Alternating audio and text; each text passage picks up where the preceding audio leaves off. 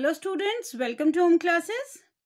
Students, last video में हमने chapter 1 real numbers class 10th का इंट्रोडक्शन पार्ट किया था एंड इस वीडियो में हम theorem 1.1 that is Euclid's division lemma करेंगे एंड यूक्लिड्स डिवीजन एल्गोरिथम क्या होता है वो भी प्रॉपरली स्टेप बाय स्टेप करेंगे।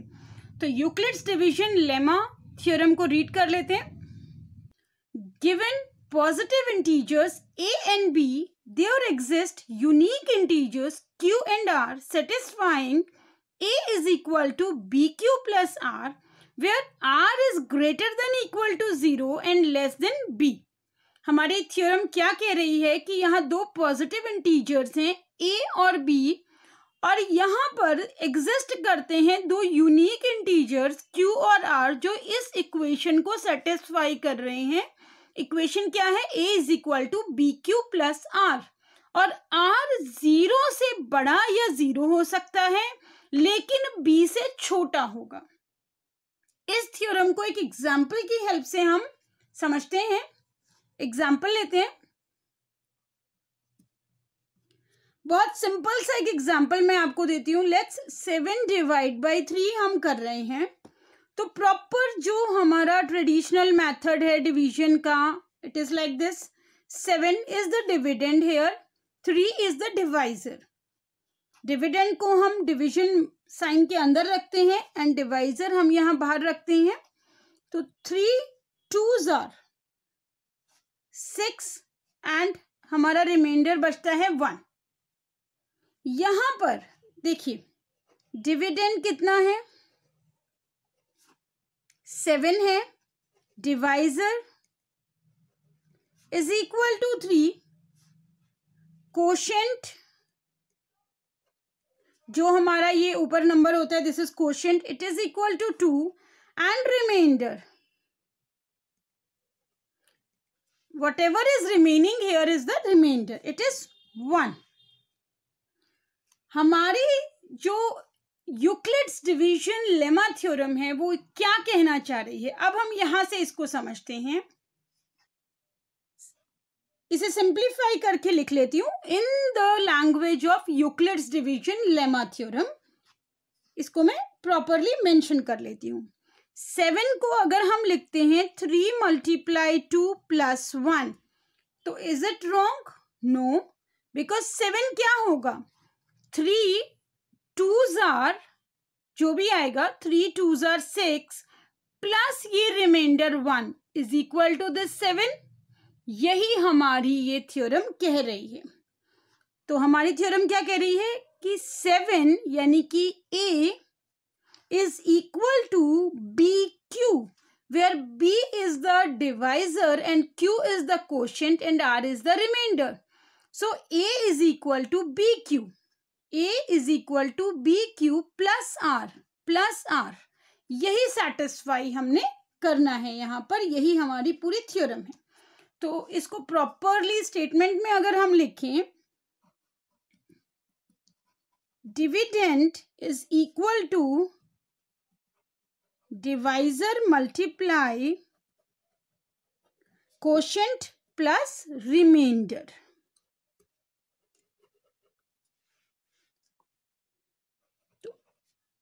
इन वेरिएबल फॉर्म, ये तो हमने प्रॉपर कांस्टेंट नंबर्स ले लिए। In variable form let dividend is equal to a and divisor is equal to b, then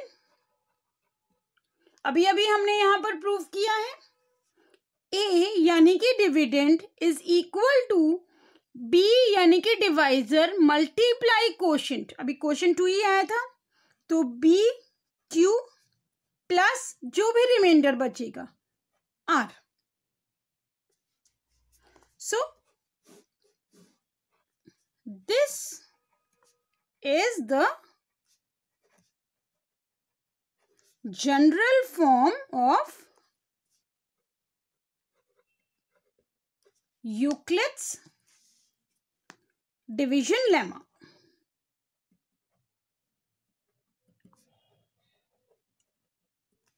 यही हमारी टोटल थ्योरम थी। इस थ्योरम को प्रूव नहीं करना है आपने, इस थ्योरम को सिर्फ समझना है कि थ्योरम में क्या दिया गया है। थ्योरम को एक बार दोबारा से रीड करते हैं ताकि प्रॉपरली क्लियर हो जाए। Given positive integers a and b, दो पॉजिटिव इंटीजर्स हैं a and b, where a is the dividend and b is the divisor. There exists unique integers q and r satisfying, दो unique integers हैं q for quotient and r for reminder. और जब a और b को divide करते हैं, मतलब a को डिविडेंड और b को डिवाइजर लेकर के हम डिवीजन करते हैं और quotient q and reminder r हमारे आते हैं, तो यहाँ पर एक इक्वेशन सेटिस्फाई होती है where a is equal to B Q plus R. It means dividend is equal to divisor multiply quotient plus reminder. हमेशा यही होता है, एवरी टाइम। एंड रिमाइंडर जो होता है वो आपका डिवाइजर से हमेशा छोटा होता है, और जीरो के इक्वल भी हो सकता है और जीरो से बड़ा भी हो सकता है, लेकिन डिवाइजर से हमेशा छोटा होगा। ये हमारी यूक्लिड्स डिवीजन लेमा थ्योरम थी। और अब हम करते हैं यूक्लिड्स डिवीजन एल्गोरिथम। एल्गोरिथम करने से पहले मैं आपको सबसे पहले लेमा बता देती हूं कि लेमा किसे कहते हैं। Lemma is a proven statement, एक प्रूवन स्टेटमेंट जो ऑलरेडी प्रूव की जा चुकी है और उसको हम यूज कर रहे हैं फॉर प्रूविंग अनदर स्टेटमेंट, उसे कहते हैं lemma. So a lemma is a proven statement used for proving another statement.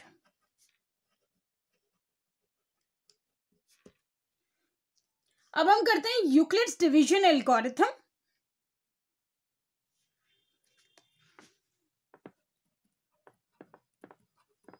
Euclid's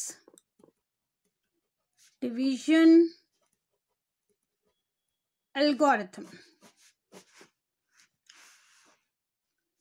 सबसे पहले यूक्लिड्स डिवीजन एल्गोरिथम होता क्या है। Euclid's division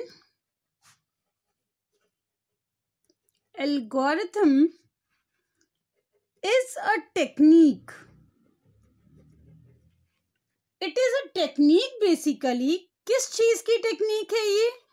to compute the highest common factor of two integers, to compute the highest common factor of two integers.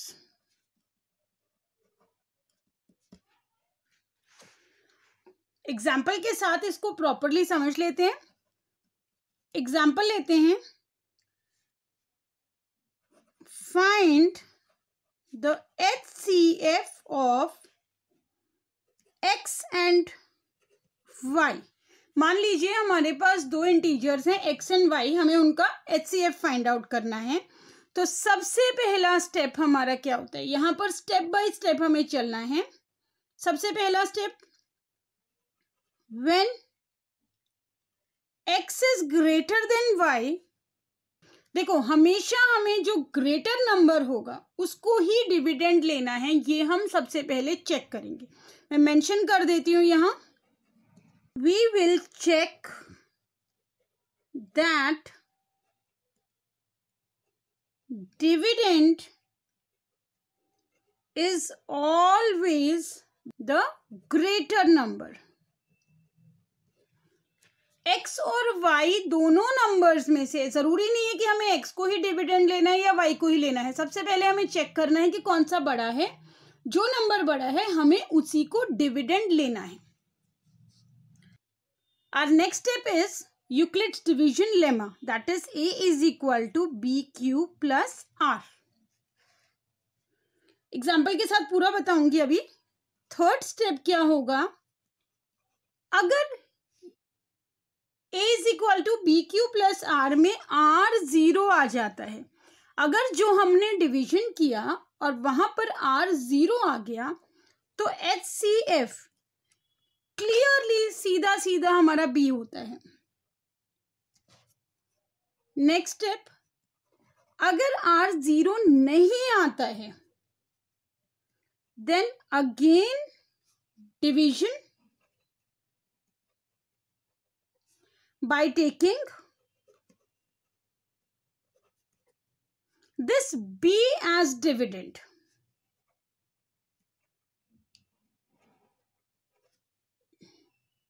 These are the steps to be followed in Euclid's division algorithm. एक example की help से इसे समझते हैं। If we have to find the HCF of let 125 and 45 these numbers, तो first step जो हमें करना है, हमें चेक करना है इन दोनों नंबर्स में से ग्रेटर नंबर कौन सा है। तो 125 is greater than 45, this implies this is R x and this is R y। इसको हम सीधा सीधा a और b भी ले सकते हैं। अगर हम इसे a लेते हैं और इसे हम b लेते हैं, सिंपल हो जाएगा हमारा यूक्लिड्स डिवीजन लेमा के अकॉर्डिंग। तो हम यहाँ पर क्या करेंगे, a b से ग्रेटर है तो यूक्लिड्स डिवीजन लेमा में, इन यूक्लिड्स डिवीजन लेमा सबसे पहले हम इसको डिवाइड करेंगे। 125 is the dividend, 45 is the divisor, 45 और 125, 45 2 जा 90 एंड 45 3 जा इज मोर देन 125, सो 2 पर जाते हैं तो 90, 5 माइनस 0 इज 5, 12 माइनस 9 इज 3। ठीक है, अब आप देखिए हमारा reminder 35, is it 0? Here r is not equal to 0, here r is not equal to 0। Euclid's division lemma क्या बनता है, a plus B Q, sorry a is equal to B Q plus r, यही बनता है। तो a कितना है हमारा 125 इज इक्वल टू b कितना है 45 मल्टीप्लाई q है 2 प्लस r है 35, ये हमारा बन गया a is equal to B Q plus R. हमें पहुंचना कहाँ तक है, इस एल्गोरिथम को हम जब तक फॉलो करेंगे तब तक हमारा r 0 ना आ जाए, जब तक हम इसको फॉलो करेंगे।